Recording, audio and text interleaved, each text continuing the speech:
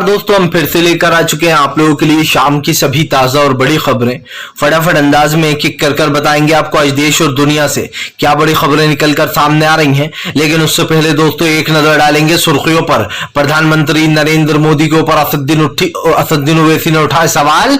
बोले आखिरकार police custody में कैसे हो जाती है किसी भी व्यक्ति की मौत, ये सोची समझी साजिश। जी हाँ, ओवैसी ने योगी को घेर लिया है। वहीं पर अगली बड़ी खबर में हम आपको बताएंगे दोस्तों, राहुल गांधी की फोटो सोशल मीडिया पर हुई वायरल।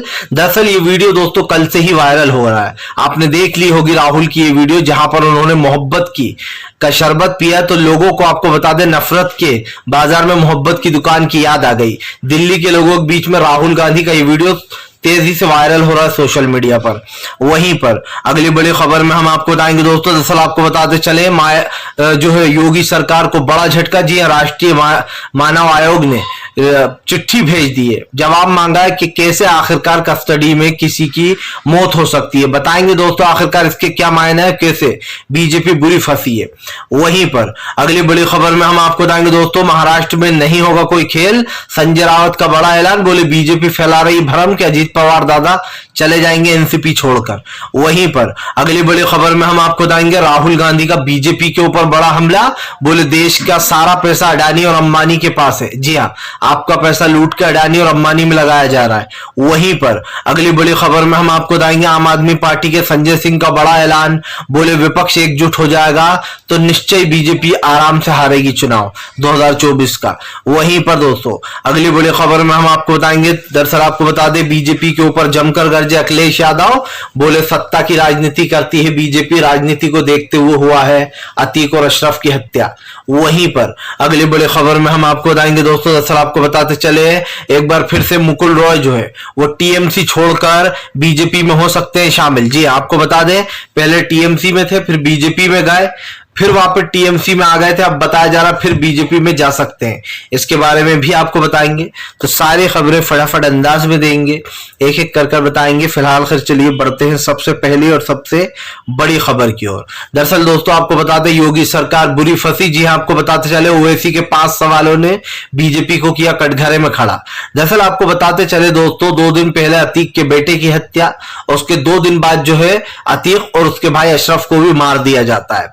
साफ दिखाई देता है दोस्तों ये घटना नहीं बल्कि इसको एक मर्डर की तरह तैयार किया गया है। एक प्लान बनाया गया, पहले अतीक के बेटे को मारा गया इस नाम पर कि वो गोलियां चला रहा था, जबकि वहां के स्थानीय लोगों ने बताया कि कैसे वहां पर पुलिस आई और खुद ही ने हंगामा मचाना शुरू कर दिया। बताया ये भी जा रहा था उनके ऊपर, पुलिस के ऊपर यह भी आरोप लगाया कि अतीक के बेटे को पहले ही गिरफ्तार कर लिया गया था, उसको मारने के लिए उस जगह ले जाया गया ताकि ये इल्जाम लगाया जा सके कि वो भाग रहा था। आपको बता दें दोस्तों यही नहीं, अब जो है यहाँ पर योगी सरकार के ऊपर ओवैसी ने सवाल उठाए। ओवैसी ने कहा कि धर्म देखकर ये लोग गोलियां चलाते हैं और धर्म देखकर ही लोगों के जो है इनकाउंटर हो रहा है। जाहिर सी बात है दोस्तों, फिर तो इनकाउंटर उनका भी होना चाहिए था जिन लोगों ने अतीक और अशरफ पर गोली चलाई। सवाल सबसे बड़ा ये उठता है दोस्तों कि पुलिस मूर्खों की तरह खड़ी रही। क्या आप समझिए जब पुलिस की ट्रेनिंग दी जाती है इनसे तेज तो आम आदमी होता है जो अपनी जान बचाने के लिए हाथ पैर मारता है, लेकिन ऐसा लग रहा था दोस्तों पुलिस वालों को सब कुछ समझाया गया है। यहां तक कि वहां के स्थानीय लोगों ने यह तक बता दिया था कि पुलिस की गाड़ी से ही वो तीनों के तीनों आरोपी उतरे थे जिन्होंने अतीक और अशरफ को मारा है। इसका मतलब साफ है जब वो पुलिस की गाड़ी में आ रहा है तो सरकार ने ही उनको भेजा था।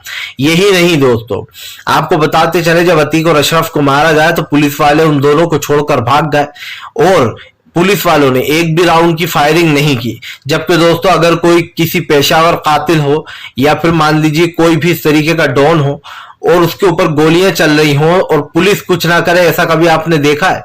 पुलिस फौरन दोस्तों हमला करने वाले के ऊपर गोली चला देती है, उसको शूट कर देती है। इसको कहते हैं असली इनकाउंटर। लेकिन असली इनकाउंटर तो पुलिस ने किया नहीं, उल्टा क्योंकि जिस काम के लिए लाया गया था उन तीनों को, जब तक वो कंप्लीट नहीं हो गया अतीक और अशरफ को हाथ तक नहीं लगाया पुलिस वालों ने, ये तक नहीं देखा कि वो जिंदा है कि नहीं। वहां के लोगों ने बताया कि उनकी हिचकियां चल रही थी। चलिए बढ़ते हैं एक और अगली बिग ब्रेकिंग की तरफ बजाय दोस्तों अगली जो बड़ी खबर निकल कर आ रही है आपको बताते चले दोस्तों, राहुल गांधी ने बीजेपी के ऊपर बोला बड़ा हमला, बोले देश का सारा पैसा अडानी और अंबानी की शेल कंपनी में लगाया है बीजेपी ने। आपको बता दें दोस्तों, प्रधानमंत्री नरेंद्र मोदी के ऊपर हमेशा से सवाल उठ रहे हैं कि अडानी के जो इंफ्रास्ट्रक्चर शेल कंपनी है उसमें सारा का सारा पैसा नरेंद्र मोदी का है। यही नहीं दोस्तों, आम आदमी पार्टी ने तो ये तक कह दिया था कि बस चेहरा अडानी का है, सारा पैसा पीएम नरेंद्र मोदी का ही है। आपको बता दें राहुल ने कहा कि देश का पैसा उठाकर अडानी और अंबानी की कंपनियों में लगाया जा रहा है। हर मुद्दे पर बोलने वाले लोग कभी अडानी पर भी बात करेंगे। राहुल ने कहा कि पीएम नरेंद्र मोदी ने मेरे सीधे 4 सवाल थे, उनका जवाब अब तक नहीं दिया है। राहुल ने कहा कि अगर सच बोलो तो सदस्यता रद्द कर देते, अगर सच बोलो तो सदन से बाहर निकाल दिया जाता है, बोलने नहीं दिया जाता, माइक बंद कर दिया जाता है, यहां तक कि सदस्यता भी रद्द हो जाती है। राहुल ने कहा कि अगर सच बोलने की यही सजा है तो मैं एक बार नहीं 10 बार सच बोलूंगा। दोस्तों राहुल गांधी की इन बातों में कहीं ना कहीं आप समझिए बीजेपी की एक मुश्किलें खड़ी हैं बीजेपी के सामने। प्रधानमंत्री भले ही ये दावा करते रहे कि वो सच बोलते हैं दोस्तों, लेकिन आप समझिए जब से मेघालय के राज्यपाल सत्यपाल मलिक ने मोदी सरकार की वो पोल खोल दी, वो जो अपने चेहरे पर नकाब लगाए हुए थे कि मैं करप्शन नहीं फैलने दूंगा, न खाऊंगा न खाने दूंगा, मेरे नसीब से लोगों का नसीब बदलेगा, तमाम तरीके की वो बातें जो प्रधानमंत्री ने 2014 में कही थी। 2014 में प्रधानमंत्री ने कहा था कि भैया मैं सत्ता में आ गया तो सब कुछ ठीक हो जाएगा, करप्शन खत्म हो जाएगा, आतंकवाद खत्म हो जाएगा, परिवारवाद खत्म हो जाएगा। लेकिन अगर आप बीजेपी में घुसेंगे और बीजेपी की लिस्ट देखेंगे तो सबसे बड़ा परिवारवाद बीजेपी में ही है। रक्षा मंत्री राजनाथ का बेटा राजनीति में दोस्तों, कैलाश विजयवर्गीय का बेटा राजनीति में, यही नहीं तमाम जितने बीजेपी के नेता है ज्यादातर उनके बेटे या उनके रिश्तेदार राजनीति में है। तो ये परिवारवाद ही होता है। शायद मोदी जी भूल गए हैं कि उन्होंने कांग्रेस के ऊपर यही आरोप लगा रखा था कि बस परिवारवाद पार्टी है ये, लेकिन अब जब खुद की पार्टी में परिवारवाद फैलता जा रहा है तो उस मुद्दे पर बात नहीं। जब कोई करप्शन की शिकायत करता है तो नरेंद्र मोदी उसका ट्रांसफर कर देते हैं। कह सकते हैं दोस्तों कि चोरों के मुंह पर अच्छे शब्द अच्छे नहीं लगते हैं। फिलहाल चलिए बढ़ते हैं एक और अगली बिग ब्रेकिंग की तरफ। बता दोस्तों अगली जो बड़ी खबर निकल कर आ रही है आपको बताते चले दोस्तों, हत्यारों को बचाने के लिए बीजेपी कुछ भी करेगी। जी हाँ, आपको बताते चले दोस्तों अब भारतीय जनता पार्टी के ऊपर दिग्विजय सिंह बिफरे। दरअसल दिग्विजय सिंह ने बीजेपी के ऊपर हमला बोल दिया। दिग्विजय सिंह का कहना है कि उत्तर प्रदेश में लॉ एंड ऑर्डर नहीं बल्कि जंगल राज चल रहा है। वहां पे लॉ एंड ऑर्डर के हिसाब से कुछ काम नहीं बल्कि जंगल राज के हिसाब से काम होता है। जाहिर सी बात है दोस्तों, जो लोग जाकर दूसरे राज्य में ये कहते हैं कि अरे बिहार में तो जंगल राज चल रहा है नीतीश और तेजस्वी का, बंगाल में जाते हैं तो कहते हैं जंगल राज चल रहा है ममता बनर्जी का। लेकिन दोस्तों आप समझिए उत्तर प्रदेश जहां पर क्राइम सबसे ज्यादा चरम पर है और खास करके दिल्ली, जबकि दिल्ली में तो केंद्र सरकार है दोस्तों, प्रधानमंत्री थोड़ी ही दूरी पर है, लेकिन उसके बावजूद भी दिल्ली हो या फिर उत्तर प्रदेश क्राइम में दोस्तों सबसे अव्वल है। यही नहीं, उत्तर प्रदेश में के जो सीएम योगी आदित्यनाथ बड़े बड़े दावे करते हैं कि यहाँ पर जीरो टॉलरेंस है। जीरो टॉलरेंस का दोस्तों उनको मतलब भी पता है या फिर स्पेलिंग भी पता है कि जीरो टॉलरेंस की स्पेलिंग है क्या? नहीं पता होगा। इसलिए नहीं पता होगा दोस्तों कि बोलना बहुत आसान है कि यहाँ जीरो टॉलरेंस है। उत्तर प्रदेश में दोस्तों आप 7 बजे बाद घर से बाहर नहीं निकल सकते हो। वहां पर आए दिन चेन स्नैचिंग, लूटपाट, किडनैपिंग, महिलाओं के साथ दुष्कर्म, इस तरीके की चीजें आए दिन होती हैं। यही नहीं, जब वो सवाल उठते हैं बीजेपी के ऊपर तो शायद इन सवालों के जवाब देना बीजेपी को अच्छा नहीं लगता। जिस देश का प्रधानमंत्री 8 साल में, चलिए 8 तो अब कम है, 9 साल ले लेते हैं, जिस देश का प्रधानमंत्री 9 साल में एक भी लाइव कॉन्फ्रेंस ना करे तो दोस्तों आप समझ लीजिए कि वो प्रधानमंत्री सवाल जवाबों से कितना डरता होगा। मनमोहन सिंह साहब ने अपने कार्यकाल में लगभग 8 से 10 लाइव प्रेस कॉन्फ्रेंस की थी, लेकिन प्रधानमंत्री ने आज तक एक भी लाइव कॉन्फ्रेंस नहीं की। फिलहाल चलिए बढ़ते हैं एक और अगली बिग ब्रेकिंग की तरफ। बता दोस्तों अगली जो बड़ी खबर निकल कर आ रही है आपको बताते चले दोस्तों, यूपी पुलिस बुरी तरीके से फंस गई है। जी हाँ, योगी सरकार को एनएचआरसी का नोटिस थमा दिया गया है। दरअसल दोस्तों यूपी के डीजीपी को जो है यहाँ पर एनएचआरसी ने नोटिस थमा दिया है। अब आप सोच रहे होंगे कि ये एनएचआरसी होता क्या है। आपको बता दें दोस्तों, एनएचआरसी यानी कि राष्ट्रीय मानव अधिकार आयोग, यानी कि जो मानव के अधिकारों के बारे में बोलता है। अगर कुछ गलत होता है तो वो उस पर जो है अपनी जांच बताता है, जांच लेता है, प्रक्रिया करता है पूरी के ये सच है या झूठ है। आपको बताते चले दोस्तों, अब राष्ट्रीय मानव अधिकार आयोग ने उत्तर प्रदेश के डीजीपी को नोटिस जारी किया है कि पुलिस कस्टडी में होने के बावजूद भी अतीक और अशरफ की हत्या कैसे हो गई। और दोस्तों आप समझिए, ये एक बड़ा मैटर है। भले ही सरकार ने ये अतीक और अशरफ को मरवाया हो, योगी जी ने, लेकिन दोस्तों सवाल कानून पर ही उठेगा। भले ही सरकार ने ये कराया, सब जानते हैं किसने कराया। ये सब दकियानूसी बातें हैं कि जांच कराएंगे, जांच होगी, क्या किसी को दिख नहीं रहा है? सबको पता है किसको फायदा था इससे। किसने कहा था कि मिट्टी मिला दूंगा। आप समझिए, उन 3 लोगों को देखकर दोस्तों, उनकी शक्लें देखकर आपको लग जाएगा कि इनकी औकात कहीं से भी जो है तुर्की का पिस्टल खरीदने की औकात उनकी नहीं है। ये दोस्तों वही लोग कर सकते हैं ये काम जो सरकार में है।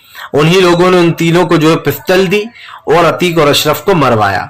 यही नहीं, अशरफ जो था अतीक का भाई, वो बार बार कह रहा था दोस्तों पुलिस वैन में से कि मुझे मरवाने के लिए बड़े अधिकारी ने कहा है कि तू बचेगा नहीं, अब जब दोबारा आओगे तो तुम्हें उड़ा दिया जाएगा। यह अशरफ ने कहा था और वो बयान अभी भी नोटेड होगा दोस्तों, वो बयान अभी भी होगा। लेकिन बात इतनी सी नहीं है, बात यह है कि सुप्रीम कोर्ट भी जब हाथ खड़े कर दे तो फिर सवालों का घेरा और बढ़ जाता है। सुप्रीम कोर्ट ने कहा कि भैया तो राज्य का मामला हम नहीं बोल सकते, जबकि सुप्रीम कोर्ट को दोस्तों आप समझिए अतीक और अशरफ को सेफ्टी देना थी। इसलिए देना थी दोस्तों सुप्रीम कोर्ट को इन दोनों को सेफ्टी, क्योंकि आप समझिए जब एक व्यक्ति कह रहा है कि मुझे मार दिया जाएगा, उसे ये पता है।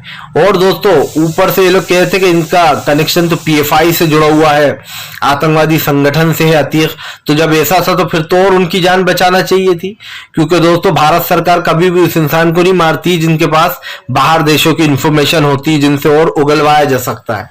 लेकिन ये सब कुछ दोस्तों डकियानूसी बातें थी। आप भी जानते हैं जब आम आदमी के ऊपर योगी सरकार यूएपीए लगा देती है तो ये लोग तो जो गैंगस्टर थे। अब पहले भले ही उन्होंने जो भी किया हो, लेकिन उनके ऊपर 100 केस झूठे भी लगे हुए होते हैं। चलिए बढ़ते हैं एक और अगली बिग ब्रेकिंग की तरफ। बता दोस्तों अगली जो बड़ी खबर निकल कर आ रही है आपको बताते चले दोस्तों, भारतीय जनता पार्टी को लगा बड़ा झटका। जी हां, शरद पवार ने बीजेपी को घेरा। दरअसल आपको बताते चले, शरद पवार ने उत्तर प्रदेश की कानून व्यवस्था पर सवाल उठा दिया। शरद पवार का कहना है कि फिलहाल चाहे कुछ भी हो, कानून के साथ खिलवाड़ बर्दाश्त नहीं किया जाएगा। आपको बता दें शरद पवार का कहना है कि बीजेपी जो कानून व्यवस्था की बात करती है उसको कानून पर ध्यान देना चाहिए। कानून व्यवस्था पर जिस तरीके से पुलिस कस्टडी में अतीक और अशरफ की मौत हुई है, ये पुलिस के लिए बहुत शर्मनाक बात है। आपको बता दें इस मैटर पर पूरी तरीके से बीजेपी की सरकार घिरी हुई है। और एक बात तो साफ हो चुकी है दोस्तों कि इस हत्या ने 2 चीजें साफ कर दी है। पहला तो ये दोस्तों कि योगी सिर्फ आप समझिए माफिया के नाम पर मुस्लिम माफियाओं को साफ कर रहा है, जबकि दोस्तों बीजेपी में इतने सारे माफिया बैठे हैं जिन लोगों के ऊपर अगर अभी इसी तरीके से कोई आप समझिए कोई केस कर देता, चलिए मान लीजिए कोई मुस्लिम सीएम होता दोस्तों और वो उन तमाम बीजेपी के नेताओं को उठा लेता, तो बीजेपी कहती देखो तमाम हिंदुओं को जो है मारा जा रहा है, उनको मरवाया जा रहा है। समझिए दोस्तों सीएम योगी दोस्तों उन लोगों को टारगेट कर रहे हैं जो उनके समय में कहीं ना कहीं ये कह सकते हैं कि बाहुबली थे और उस वक्त बीजेपी सत्ता में नहीं थी। बीजेपी वाले बड़े परेशान रहते थे वहां पर इन बाहुबलियों से। इसलिए दोस्तों सत्ता में आने के बाद योगी उन सबसे बदला ले रहा है जो लोग राजनीति में उनका रोड़ा बने थे, चाहे वो अतीक हो दोस्तों या फिर जो है और भी वो लोग हों जो जेल में अभी तक बंद हैं। आपको तो पता ही है दोस्तों मुख्तार अंसारी के ऊपर अगला निशाना है। सब जानते हैं मुख्तार अंसारी के भाई ने जो है चिंता जताई है और कहा है कि फिलहाल अगला निशाना मुख्तार अंसारी भी हो सकते हैं, मेरे भाई की जान खतरे में है। आपको बताते चले हैं मुख्तार अंसारी के जो भाई हैं उनके ऊपर भी एक मुकदमा चल रहा है। जाहिर सी बात है दोस्तों जो योगी के खिलाफ है, योगी सरकार उन सबसे बदले ले रही है जो कभी जब योगी सत्ता में नहीं थे तो उनके ऊपर दोस्तों कई चीजें हुई थी। और आप समझिए खुद ऐसे तो दोस्तों जो मुख्यमंत्री बने बैठे योगी आदित्यनाथ, उनके ऊपर ही न जाने कितने जो क्रिमिनल मुकदमे दर्ज थे, लेकिन खुद ने सत्ता में आते ही अपने मुकदमों को खाली करा लिया। वैसे ही दोस्तों बाहुबली कह देने से कोई बाहुबली नहीं हो जाता है। लेकिन बात इतनी सी है, अगर कोई बाहुबली है भी दोस्तों तो उसको मारने का हक हमारा नहीं है, सरकार का है। उसको जेल सजा जो है जज साहब सजा देंगे, चाहे वो उसे सजाए मौत ही क्यों ना दे। चलिए बढ़ते हैं एक और अगली बिग ब्रेकिंग की तरफ। बता दोस्तों अगली जो बड़ी खबर निकल के आ रही है आपको बताते चले दोस्तों, मुकुल रॉय जाएंगे फिर से बीजेपी में, आज थाम सकते हैं मुकुल रॉय टीएमसी का दामन छोड़ के बीजेपी का हाथ। दरअसल दोस्तों मुकुल रॉय की कहानी भी बड़ी ही अजीब है। आपको बताते चले बीजेपी ने 2022 में चुनाव हो रहे थे बंगाल में, अभी एक साल पहले, तब बीजेपी ने मुकुल रॉय को खरीद लिया, बीजेपी ने उनको अपनी तरफ कर लिया था। लेकिन दोस्तों आपको बता दें बीजेपी की पश्चिम बंगाल में बुरी तरीके से हार हो गई थी, और यही कारण था जो जब पश्चिम बंगाल में बीजेपी की हार हुई तो टीएमसी ने जो है मुकुल रॉय को अपनी पार्टी में शामिल कर लिया। आपको बताते चले जब मुकुल रॉय टीएमसी में शामिल हुए तो उनको काफी कुछ जो यहाँ पर सुविधाएं फिर से मिल गई, और ममता बनर्जी ने उनको उनका पद वापस लौटा दिया। लेकिन अब माना जा रहा है दोस्तों कि मुकुल रॉय फिर से जेल जाने के डर से फिर से दोस्तों बीजेपी का दामन थाम सकते हैं। दरअसल आपको तो पता ही है दोस्तों बीजेपी के दो हथियार है, सीबीआई ईडी, इनसे डरवाओ, अगर इनसे न डरे दोस्तों तो फिर दूसरा ऑप्शन है खरीद लो। आपको बताते चले ये दो हथकंडे बीजेपी बहुत अपनाती है, लेकिन जब इनसे भी कोई नहीं डरता तो बीजेपी समझ जाती है कि इसको खरीदना या इसको बुलाना बेकार है, क्योंकि वो लोग बीजेपी पर हमलावर रहते हैं। लेकिन अब मुकुल रॉय दोस्तों फिर से एक बार बीजेपी में वापसी कर सकते हैं। ऐसे में टीएमसी हमलावर भी हुई है, टीएमसी ने कई बड़ी बातें की हैं, साफ कहा है कि फिलहाल अगर कोई जाना चाहता है तो जाए, रोकेंगे नहीं, लेकिन बीजेपी के साथ जनता नहीं है। बीजेपी को दोस्तों जनता नकार देती है, और सबसे बड़ी बात ये बंगाल में जो हो रहा है वो दुनिया देख रही है। चलिए बढ़ते हैं एक और अगली बिग ब्रेकिंग की तरफ। बता दोस्तों अगली जो बड़ी खबर निकल कर आ रही है आपको बताते चले दोस्तों, राहुल गांधी का सोशल मीडिया पे वीडियो हुआ वायरल। लोगों को याद आ गई राहुल की वो नसीहत कि नफरत के बाजार में मोहब्बत की दुकान खोलूंगा। दरअसल दोस्तों भारत जोड़ो यात्रा के तहत राहुल गांधी ने एक भाषण दिया था, कल वो पुरानी दिल्ली पहुंच गए। सबसे पहले आपको बता दें राहुल गांधी जो है चाट खाने चले गए, गोलगप्पे खाए उन्होंने दिल्ली में, और उसके बाद राहुल गांधी ओल्ड दिल्ली में जामा मस्जिद पर गए। जामा मस्जिद में दोस्तों आपको बता दें मोहब्बत का शरबत की दुकान है, ये काफी फेमस होटल है दोस्तों, वहां की काफी फेमस दुकान है जूस की, मोहब्बत की दुकान। ऐसे में दोस्तों मोहब्बत के शरबत की दुकान पे जब राहुल गांधी गए तो उन्होंने वहां का शरबत भी पिया। राहुल गांधी को देखकर दोस्तों वहां पर फैंस का हुजूम लग गया, हजारों लाखों लोग दोस्तों राहुल गांधी के साथ सेल्फी लेने लगे। आपको बता दें राहुल गांधी ने 2024 की कवायद शुरू कर दी है। सब जानते हैं दोस्तों कि राहुल गांधी पहले कर्नाटक में थे, और कर्नाटक से आते ही वो ओल्ड दिल्ली चले गए, क्योंकि रमजान का महीना चल रहा है। ऐसे में मोहब्बत का शरबत पीने जैसे ही राहुल गांधी गए तो वहां उनको देखकर हुजूम लग गया लोगों का। दोस्तों राहुल गांधी एक ऐसा नाम है जो कहीं ना कहीं बीजेपी के लिए सबसे बड़ी मुसीबत है। यही नहीं दोस्तों, राहुल गांधी एक अच्छे पीएम बनने लायक है। सबसे बड़ी बात यह, राहुल गांधी दोस्तों हार्वर्ड यूनिवर्सिटी से पढ़े लिखे, उन्हें पता है कब क्या करना है, कौन सा फैसला लेना है, किससे अर्थव्यवस्था सुधरेगी, किससे नहीं सुधरेगी। और दोस्तों राहुल गांधी को कहीं ना कहीं मुझे लगता है प्रधानमंत्री से 100 गुना ज्यादा नॉलेज है, क्योंकि राहुल गांधी दोस्तों पढ़े लिखे इंसान है, और एक पढ़ा लिखा इंसान देश को काफी अच्छे से चला सकता है। उम्मीद करते हैं कि राहुल आने वाले समय में देश के प्रधानमंत्री जरूर बने दोस्तों। इसलिए बने, इसलिए नहीं कह रहा हूं दोस्तों कि मैं राहुल को चाहता हूं कि वो बनो, इसलिए कह रहा हूं कि मुझे राहुल गांधी के अंदर इंसानियत नजर आती है, और जिसके अंदर इंसानियत होती है दोस्तों देश को बहुत अच्छे से चला सकता है। चलिए बढ़ते हैं एक और अगली बिग ब्रेकिंग की तरफ। बता दोस्तों अगली जो बड़ी खबर निकल कर आ रही है आपको बताते चले दोस्तों, बीजेपी के ऊपर हमलावर हुए अखिलेश यादव, बोले सोची समझी साजिश के तहत हो रहा है ये सब कुछ। उत्तर प्रदेश में आ रहे हैं उपचुनाव, इसको देखते हुए अतीक और उन पर उनको जानलेवा मार दिया गया है। आपको बताते चले दोस्तों योगी सरकार के ऊपर सवालों की झड़ी लग गई है, लेकिन इस बात से भी आप मुंह नहीं फेर सकते दोस्तों कि उत्तर प्रदेश में ज्यादा आधे से ज्यादा लोग तो जो है यहाँ पर मोदी भक्त बन चुके हैं अब तक। जी हाँ, उनको कोई फर्क नहीं पड़ता दोस्तों, किसी को भी सरकार जला दे, किसी को भी सरकार उखाड़ कर फेंक दे, लेकिन जो बीजेपी की जनता है दोस्तों बीजेपी को वोट देती है। क्यों देती है? क्योंकि दोस्तों इनके लिए इंसानियत के कोई मायने नहीं है। इन लोगों को तो यही लगता है कि भैया देखो बीजेपी है, चाहे वो कुछ भी कर दे बहुत अच्छा कर रही है, हम इन्हें वोट देंगे। लेकिन जो अच्छे लोग हैं दोस्तों तो वो कभी बीजेपी को वोट नहीं देते। फिलहाल आपको क्या लगता है जरूर कमेंट बॉक्स में बताएं। वीडियो अच्छा लगे तो लाइक कीजिए।